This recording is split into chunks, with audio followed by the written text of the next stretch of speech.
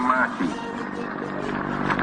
kami, bangsa Indonesia, dengan ini menyatakan kemerdekaan Indonesia.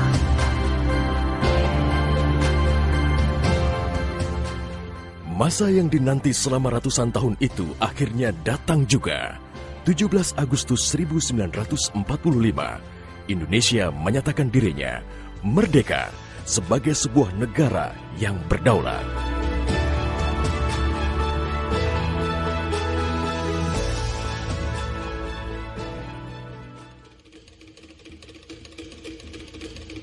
Namun, belum genap 1 bulan usia kemerdekaan, Indonesia langsung mendapat cobaan yang berat. Tentara sekutu yang di dalamnya ada tentara Belanda mendarat di Jakarta dan kota-kota besar lainnya di Indonesia. Bung Karno dan Bung Hatta berupaya melakukan upaya diplomatik untuk mendorong tentara sekutu bekerja profesional, hanya mengurus tahanan saja dan tidak mengutak-ngatik status kemerdekaan Republik Indonesia. Namun, upaya itu tidak membuahkan hasil. Bung Karno galau. Ia menghitung jika sampai terjadi peperangan, secara matematis tidak akan mungkin bisa mengalahkan sekutu. Persenjataan mereka jauh lebih lengkap dan keahlian militernya lebih memadai. Atas saran Jenderal Besar Sudirman, Bung Karno diminta mengirim utusan khusus kepada Roisul Akbar Nahdlatul Ulama, Hadratus Syekh Kiai Haji Hashim Asy'ari di Pondok Pesantren Tebu Ireng, Jombang. Tujuannya meminta fatwa Kiai Hashim tentang hukumnya berjihad membela negara yang notabene bukan negara Islam seperti Indonesia. Kiai Hashim lantas memanggil Kiai Haji Wahab Hasbuloh dari Tambak Beras, Jombang. Kiai Wahab diminta mengumpulkan ketua-ketua NU se-Jawa dan Madura untuk membahas persoalan ini. Bukan hanya itu, Kiai Hashim juga meminta kiai-kiai utama NU melakukan sholat istikharah, salah satunya Kiai Abbas dari Buntet, Cirebon, Jawa Barat. 21 Oktober 1945, seluruh delegasi NU se-Jawa dan Madura telah berkumpul di kantor pusat Ansor di Jalan Bubutan, Surabaya. Kiai Hashim memimpin langsung pertemuan tersebut dan kemudian dilanjutkan oleh Kiai Wahab.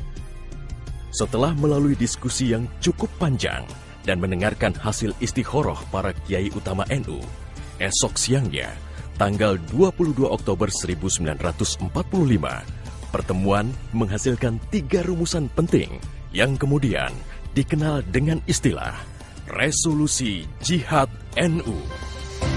Pertama, setiap muslim, tua, muda, dan miskin sekalipun, wajib memerangi orang kafir yang merintangi kemerdekaan Indonesia. Kedua, pejuang yang mati dalam membela kemerdekaan Indonesia layak dianggap syuhada. Ketiga, warga yang memihak kepada Belanda dianggap memecah belah persatuan dan oleh karena itu harus dihukum mati. Dokumen resolusi jihad ditulis dalam huruf Arab Jawa atau pegon, ditandatangani Kiai Haji Hashim Asy'ari, disebarluaskan ke jaringan pesantren, tak terkecuali kepada komandan-komandan Laskar Hizbullah dan Sabilillah di seluruh penjuru Jawa dan Madura. Dokumen resolusi jihad juga dimuat di sejumlah media massa pergerakan masa itu. Hanya berselang 3 hari pasca resolusi jihad dicetuskan, 6.000 tentara sekutu mendarat di Pelabuhan Tanjung Perak, Surabaya dengan persenjataan lengkap. Mendengar kedatangan pasukan penjajah, ribuan santri dan kiai dari penjuru Jawa Timur bergerak menuju Surabaya. Situasi pun terus memanas dan cenderung tak terkendali. Resolusi Jihad NU telah memompa semangat perlawanan rakyat dan memicu terjadinya pertempuran hebat selama 3 hari di Surabaya, tanggal 27, 28, dan 29 Oktober 1945. Tentara Inggris kewalahan menghadapi perlawanan rakyat Jawa Timur. mereka lantas mendatangkan Bung Karno ke Surabaya untuk diajak berunding melakukan gencatan senjata. Pagi hari tanggal 30 Oktober, gencatan senjata ditandatangani pemerintah Indonesia dan Inggris. Namun, sore harinya terjadi insiden di Jembatan Merah yang menewaskan orang nomor 1 tentara Inggris di Surabaya, Jenderal Malabi. Gencatan senjata pun langsung berakhir. Pengganti Malabi, Jenderal Robert Munser, mengultimatum Laskar Pejuang dan tentara Indonesia agar menyerahkan senjata kepada Inggris paling lambat 10 November 1945. Jika tidak, Inggris mengancam akan membumi hanguskan Surabaya. Mendengar ancaman itu, para komandan Laskar Hizbullah, Sabilillah, Mujahidin, TKR, dan para santri marah besar. Seorang pemuda bernama Sutomo atau yang dikenal dengan Bung Tomo sowan kepada Kiai Hashim. Ia meminta izin kepada Kiai Hashim untuk menyiarkan dan menyebarluaskan resolusi jihad melalui radio. Bismillahirrahmanirrahim. Merdeka! Saudara-saudara penduduk kota Surabaya. Kita semuanya telah mengetahui bahwa hari ini tentara Inggris telah menyebarkan pamflet-pamflet yang memberikan suatu ancaman kepada kita semua. Kita diwajibkan untuk dalam waktu yang mereka tentukan menyerahkan senjata-senjata yang telah kita rebut dari tangannya tentara Jepang. Tetapi inilah jawaban kita. Selama banteng-banteng Indonesia masih mempunyai darah merah yang dapat membuat setarik kain putih, merah dan putih, maka selama itu tidak akan kita mau menyerah kepada siapapun juga.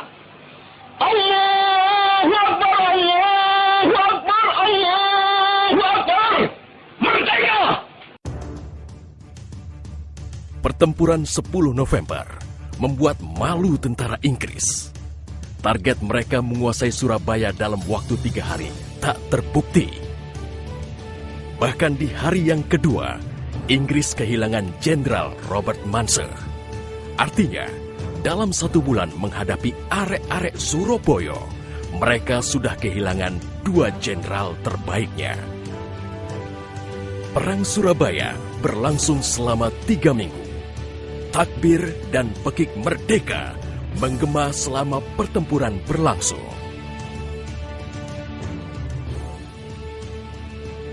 Meski pada akhirnya Surabaya jatuh ke tentara Inggris, namun Inggris mengalami kerugian yang cukup besar.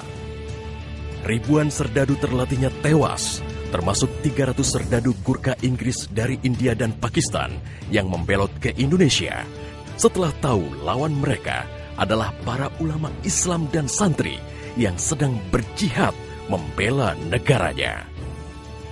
Korban di pihak Indonesia sendiri, 60.000 tentara, laskar, para santri, sukarelawan, dan rakyat Surabaya gugur sebagai syuhada. Tanpa resolusi jihad NU, tidak akan ada peristiwa heroik 10 November 1945.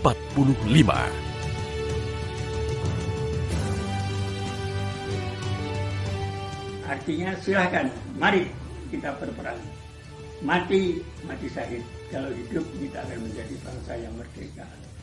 Tekad itulah yang ditanamkan oleh resolusi jihad.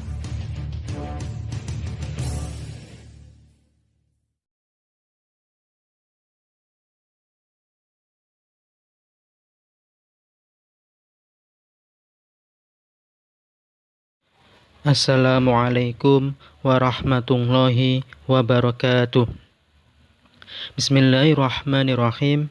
Alhamdulillahirabbil alamin wassalatu wassalamu ala asyrafil anbiya'i wal mursalin sayyidina wa maulana Muhammadin wa ala alihi wa sahbihi ajma'in, amma ba'd. Marilah kita mulai pengajian kita kali ini dengan bacaan Al-Fatihah, mudah-mudahan kita mendapatkan ilmu yang bermanfaat dan barokah. Ila hadratin Nabil Mustafa Sayyidina wa Maulana Muhammadin sallallahu alaihi wasallam wa ala alihi wa azwajihi wa auladihi wa dzurriyyatihi wa ila jami' ikhwani wal anbiya wal mursalin wal awliya wa syuhada wa sholihin wa sahabati wa tabi'in wal ulama il amilin wal musannifin mukhlasin wal mu'allafin khususan la syai'an jalani wa la wa ila jami'i masyayikhina wa asatidatina wa liman alamana wa liman ajazana khususan al-alama hadratis Syekh Hashim Asy'ari wa alihi wa azwajihi wa auladihi wa dzurriyyatihi wa jami'i masyayikhihi ilal muda wa khususan rahimahullah ta'ala. Al-Fatihah. A'udzu billahi minasyaitonir rajim. Bismillahirrahmanirrahim. Alhamdulillahi rabbil alamin. Arrahmanir rahim. Maliki yaumiddin. Iyyaka na'budu wa iyyaka nasta'in. Ihdinas siratal mustaqim. Siratal ladzina an'amta 'alaihim ghairil maghdubi 'alaihim waladdallin. Amin. Allahumma razuqna fahman nabiyyin wa hifdzal mursalin wa ilhamal malaikatil muqarrabin bi rahmatika ya arhamar rahimin. Bismillahirrahmanirrahim. Qala al-musannifu rahimahullah ta'ala wa nafa'ana bihi wa bi ulumihi wa bi barakatihi fid dharaini amin amin ya rabbal alamin. Wa man utawi sapane wong iku yusakik nulayani sapa man nulayani sapa man ar-rasula ing utusan ar-rasula ing rasul mim ba'di mata bayana saking sakwise olehe dadi pertelo mim ba'di mata bayana saking sakwise olehe dadi jelas lahu maring man apa al-huda pituduh apa al-huda petunjuk wayatabi lan manut sapa man qaira sabilil mukminina ing sakliyane dalane pira-pira wong mukmin. Jawabnya nuwalihi mongko bakal nguasaaken sapa ingsun Allah nuwalihi mongko bakal nguasaaken sapa ingsun Allah hu ing man ma ing barang tawalla kang nguasani sapa man wa nuslihi lan bakal nglebokaken sapa ingsun Allah wa nuslihi lan bakal nglebokaken memasukkan sapa ingsun Allah jahannama ing neraka jahanam wasaat lan iku saolo-olone apa jahanam wasaat lan seburuk-buruknya apa jahanam apane masiron nggon baline man ini itu isim syarat amil jazm yang menjazmkan dua fiil yaitu fiil syaratnya dan jawabnya. Di sini yang dijazmkan yaitu yusakik itu dibaca jazm, alamat jazmnya yaitu apa? Sukun. Karena yusakik ini qaf mati bertemu dengan al, gak mungkin bisa dibaca, maka dibaca kasroh supaya dibaca. Tanda jazmnya ini apa? Sukun. Nah, karena supaya bisa dibaca maka qafnya di kasroh. Terus kemudian jawabnya mana? Nuwali ini dibaca jazm, alamat jazmnya yaitu apa? Dengan membuang huruf ilat. Asalnya nuwali, walla yuwalli, ya nuwali, yaknya dibuang. Barang siapa menyalahi atau menentang Rasul mengenai kebenaran yang dibawa oleh Rasul setelah jelas baginya kebenaran ya dengan adanya mukjizat dan ia mengikuti jalan yang bukan jalan orang-orang mukmin. Artinya ya jalan keagamaan yang biasanya ya dilalui oleh orang-orang mukmin ya. Ia mengikuti jalan yang bukan jalan orang-orang mukmin dengan cara menyimpang dan mengingkarinya. Maka Allah akan membiarkan Allah akan menjadikan ia menguasai apa yang telah dikuasainya berupa kesesatan. Artinya Allah akan menjadikan ia membina hubungan di antara ia dengan kesesatan itu di atas dunia. Lalu di akhirat nanti Allah akan memasukkan ia ke dalam neraka jahanam. Dan neraka jahanam itu adalah seburuk-buruk tempat kembali. Seperti itu. Lanjutannya, wattaku lan wedya sapa sira kabeh, wattaku lan wedya sapa sira kabeh, fitnatan ing fitnah, fitnatan ing fitnah, la tusibanna kang ora ngenani temen apa fitnah, la tusibanna kang ora ngenani temen apa fitnah, kang ora menimpa temen apa fitnah, alladzina ing wong akeh, alladzina ing wong akeh, zalamu kang padha zalim, sapa alladzina, zalamu kang padha zalim, sapa alladzina, minkum saking sira kabeh, minkum saking sira kabeh, khosotan hale tertentu, khosotan hale tertentu.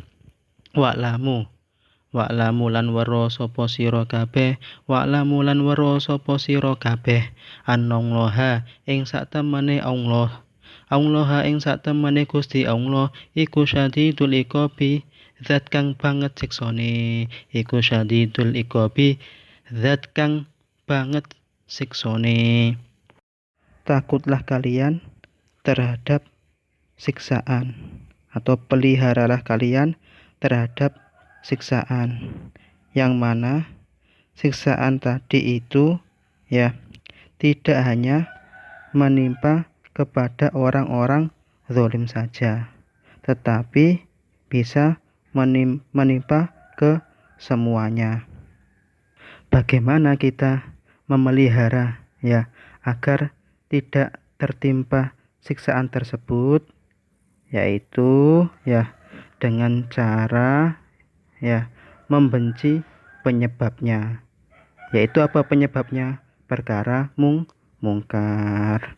Oleh karena itu kalau ada kemungkaran maka harus dihindari. Kalau terjadi maka perlu adanya nahi mungkar. Harus kita melarang orang berbuat mungkar. Jangan sampai dibiarkan kemungkaran itu terjadi. Kalau dibiarkan maka nanti bisa-bisa akibat kemungkaran itu menyebar ke banyak orang, seperti itu. Jadi di sini perlu adanya amar ma'ruf nahi mungkar agar siksaan tadi, fitnah tadi tidak menyebar ke semuanya baik kepada orang yang berbuat kemungkaran itu maupun orang yang tidak berbuat, tapi nanti bisa menerima akibatnya kalau dia tidak melakukan amar ma'ruf nahi mungkar, seperti itu. Lanjutannya, wala tarkanu lan ojo podo condong sapa sira kabeh, wala tarkanu lan ojo podo condong sapa sira kabeh, ilal ladzina maring wong akeh, ilal ladzina maring wong akeh, zalamu kang padha zalim sapa alladzina, zalamu kang padha zalim sapa alladzina, fatamasakum mongko ngenani ing sira kabeh, fatamasakum mongko ngenani ing sira kabeh, apa annaru neraka, apa annaru neraka. Janganlah kalian cenderung atau condong hati kepada orang-orang yang zalim, maka nanti kalian bisa ya terkena api neraka. Condong hati dengan menyukai mereka, atau ya ridho atau suka dengan perbuatan mereka. Ya, dengan ini nanti ya kita bisa terkena api neraka. Oleh karena itu, maka jangan sedikit pun kita rela, ridho atau suka dengan perbuatan-perbuatan yang zalim. Nanti kita bisa terkena api neraka seperti itu. Jadi jangan sampai ridho, suka atau senang dengan perbuatan-perbuatan yang dilakukan oleh orang zalim. Lanjutannya, ya ayyuhalladzina amanu qu anfusakum, ya ayyuhalladzina he eling wong akeh, ya ayyuhalladzina he eling wong akeh, amanu kang padha iman sapa alladzina, amanu kang padha iman sapa alladzina, ku ngreksa sapa sira kabeh, ku jaga sapa sira kabeh, anfusakum ing pira-pira awak dhewe sira kabeh, anfusakum ing pira-pira awak dhewe sira kabeh, wa ahlikum lan pira-pira keluarga sira kabeh. Jaga dari apa? Naron ing neraka, naron ing neraka. Waquduha kang utawi urup-urupane naron, waquduha kang utawi urup-urupane naron. Apa itu urup-urupan? Bahan bakar. Iku annasu manungso, yaitu manusia yang kafir. Wal hijaratu lan bebatuan, ya. Salah satu batu yang digunakan sebagai bahan bakar yaitu nanti batu-batu yang dijadikan oleh mereka berhala untuk disembah. Alaiha kang iku ing atase naron, alaiha kang iku ing atase naron, malaikatun utawi pira-pira malaikat, malaikatun utawi pira-pira malaikat. Malaikat itu bahasa Arab ya, berasal dari bahasa Arab, kemudian diadopsi menjadi bahasa Indonesia. Kalau di dalam bahasa Indonesia, malaikat itu tunggal, single bentuknya. Jadi kalau mau menunjukkan jamak perlu dikasih para malaikat atau malaikat-malaikat. Kalau di dalam bahasa Arab, malaikat itu jamak ya. Mufradnya apa? Mufradnya malakun. Kalau satu malaikat berarti malakun. Kalau beberapa malaikat, bahasa Arabnya berarti apa? Malaikatun. Seperti itu. Jadi jangan sampai salah dalam penggunaannya antara bahasa Arab dan bahasa Indonesia, seperti itu. Alaiha kang iku tetep ing atase naron, malaikatun utawi pira-pira malaikat, ghiladun kang padha kasar, ghiladun kang padha kasar, syidadun kang padha keras, syidadun kang padha keras. Waquduhan nasu wal hijarah, jumlah ismiyah ini menjadi sifatnya naron. Kemudian ya, sifat yang kedua yang ada di ayat ini, alaiha malaikatun ghiladun syidadun. Nah, ini sifat yang kedua dari naron, alaiha malaikatun ghiladun syidadun. Sifatnya juga yang kedua ini berupa jumlah ismiyah. Terus lanjutannya, layak suna kang ora podo maksiat, layak suna kang ora podo durhaka, sapa malaikatun Allah ing Allah, Allah ing Allah, ma ing barang amaro kang wis perintah sapa Allah, hum ing malaikat, wa yaf'aluna lan nglakoni sapa malaikat wa yaf'aluna lan nglakoni sapa malaikat ma ing barang yuk maru kang diperintah sapa malaikat yuk maruna kang diperintah sapa malaikat. Kita orang-orang yang beriman diperintahkan untuk menjaga diri kita dan keluarga kita, memelihara diri kita dan keluarga kita dari api neraka. Ya, bagaimana cara menjaga atau memelihara diri kita dan keluarga kita dari api neraka? Bagaimana caranya? Yaitu dengan mengarahkan diri kita dan keluarga kita kepada jalan ketaatan kepada Allah. Perlu diketahui melalui ayat ini, ya, neraka itu bahan bakarnya adalah manusia. Manusia yang dimaksud adalah orang-orang kafir. Bahan bakar neraka yang lainnya yaitu batu, seperti batu-batu berhala yang digunakan oleh orang-orang kafir. Terus penjaga neraka, ya, itu memiliki hati yang sangat kasar dan hantamannya sangat keras.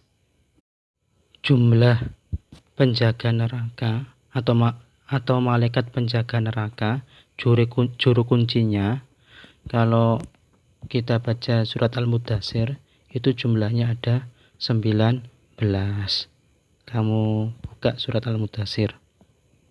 Malaikat penjaga neraka itu, ya, juru kunci neraka, ya, tidak pernah durhaka terhadap perintah Allah dan mereka mengerjakan apa yang diperintahkan oleh Allah. Lanjutannya, wala takunu lan ojo ono sapa sira kabeh, wala takunu lan ojo ono sapa sira kabeh iku kalladzina kaya wong akeh, iku kalladzina kaya wong akeh. Yang dimaksud adalah orang kafir dan orang munafik. Iku kalladzina kaya wong akeh qalu kang padha ngucap sapa alladzina sami'na ing lafat sami'na, wis krungu sapa kita. Sami'na ing lafat sami'na, wis krungu sapa kita. Wahum hale utawi alladzina iku la yasma'una ora padha krungu sapa alladzina iku la yasma'una ora padha krungu sapa alladzina. Kita orang-orang mukmin, ya, dilarang, ya, seperti, ya, orang-orang kafir dan orang-orang munafik. Jika dibilangi, ya, mereka mengucap enggih, saya dengar, kami dengar, iya, kami dengar, ya. Padahal, ya, mereka tidak mengikuti, ya, apa yang mereka dengar, seperti itu. Ucapannya enggih, saya dengar, tapi tidak dilakukan, tidak mengikuti apa yang dibilangi, ya, seperti itu, ya, orang munafik dan orang kafir.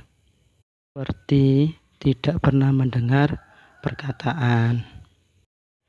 Lanjutannya, inna syarat dawabi sak temene luweh olo-olone kang gumremet. Inna syarat dawabi sak temene luweh olo-olone kang gumremet indallahi ing dalem ngersane Allah, indallahi ing dalem ngersane Allah iku asummu wong kang budheg, al-bukmu tur kang bisu, alladzi la yaqilun, alladzi rupane wong akeh la yaqiluna kang ora mikir sapa alladzina la yaqiluna kang ora mikir sapa alladzina.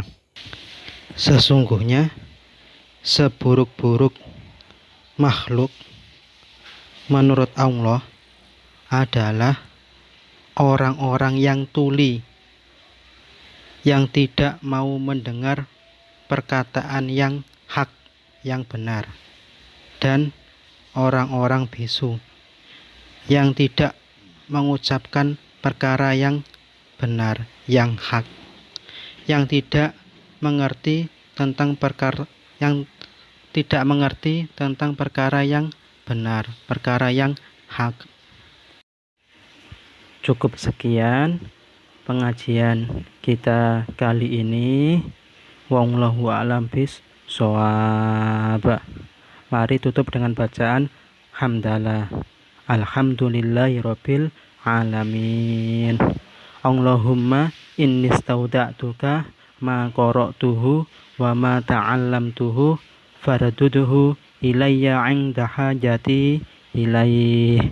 Subhanakallahumma wa bihamdika asyhadu an la ilaha illa anta astaghfiruka wa atubu ilaik. Sekian, kurang lebihnya mohon maaf.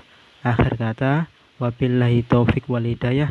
Tsumma assalamu alaikum warahmatullahi wabarakatuh.